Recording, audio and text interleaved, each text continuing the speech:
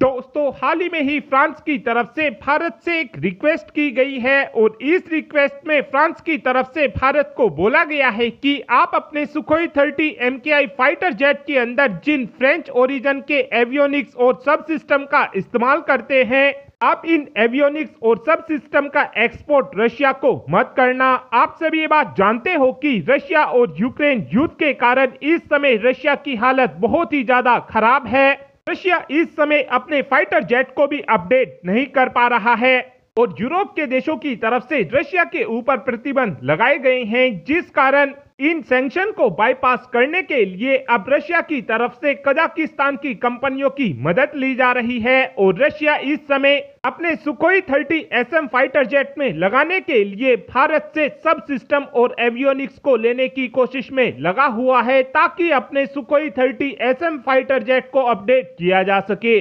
लेकिन जैसे ही ये बात फ्रांस को पता चली, फ्रांस की तरफ से तुरंत एक्शन लिया गया और भारत से इस बात की रिक्वेस्ट की गई कि आप एवियोनिक्स और सब सिस्टम को रशिया को एक्सपोर्ट मत करना। जिन एवियोनिक्स और सब सिस्टम की फ्रांस की तरफ से बात की जा रही है, इन एवियोनिक्स और सब सिस्टम को हम अपने सुखोई 30 MKI फाइटर जेट के अंदर इस्तेमाल करते हैं, क्योंकि जिस समय हमने रशिया से सुखोई 30 MKI फाइटर जेट को लिया था, उस समय हमने अपने सुखोई 30 MKI फाइटर जेट के अंदर बहुत से एवियोनिक्स और सब सिस्टम फ्रेंच ओरिजिन के लगवाए थे और अब इन सब सिस्टम और एवियोनिक्स को भारत के अंदर ही बनाया जाता है और फ्रांस को यह लग रहा है कि भारत फ्रांस के इन सब सिस्टम का एक्सपोर्ट रशिया को करना ना शुरू कर दे। इसीलिए ही फ्रांस की तरफ से भारत से रिक्वेस्ट की गई है कि आप इन सब सिस्टम और एवियोनिक्स को रशिया को मत देना। साथ में एक अपडेट हमारी ग्रिड बोट कंपनी को लेकर भी आया है, जहां पर हमारी ग्रिड बोट कंपनी ने अपने कटाना ऑटोनोमस वेपन सिस्टम को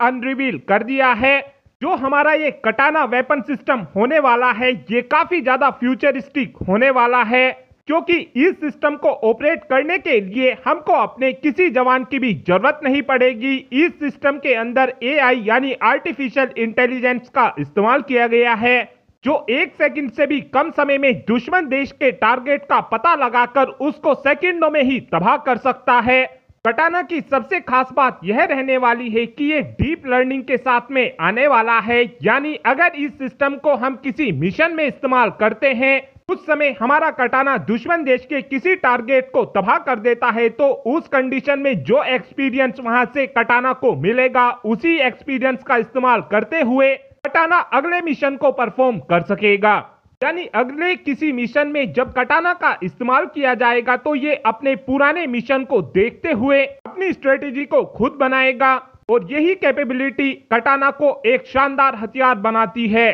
कटाना का इस्तेमाल हम अपने आर्मर्ड व्हीकल पर भी कर सकते हैं और कई अलग अलग हथियारों के ऊपर हम अपने इस कटाना का इस्तेमाल कर सकते हैं। कटाना के ऊपर हम मल्टीपल पेलोड का इस्तेमाल कर सकते हैं। साथ में इस सिस्टम के अंदर हम 8 एंटी टैंक गाइडेड मिसाइल को भी लगा सकते हैं और ये सिस्टम एक बार में 20 टारगेट का पता लगा सकता है और 8 एंटी टैंक गाइडेड मिसाइल दागकर दुश्मन देश के टारगेट को तबाह भी कर सकता है। इस सिस्टम में मशीन गन को भी लगाया जा सकता है और जिस भी तरीके के हथियार की जरूरत हमको अपने मिशन में पड़ेगी, उन सभी हथियारों को कटाना के अंदर लगाया जा सकता है। कटाना की एक खास बात यह भी रहने वाली है कि ये 360 डिग्री पर घूमकर टारगेट का पता लगा सकता है और जरूरत पड़ने पर हम इस सिस्टम को अपने जवानों की मदद से भी ऑपरेट कर सकते हैं। और अब आप ही कमेंट कर कर बता सकते हैं कि हमारी सेनाओं के पास कितनी संख्या में कटाना होने चाहिए। इस बात का आंसर आप कमेंट बॉक्स में दे सकते हैं। Thanks for watching this video. Have a good day.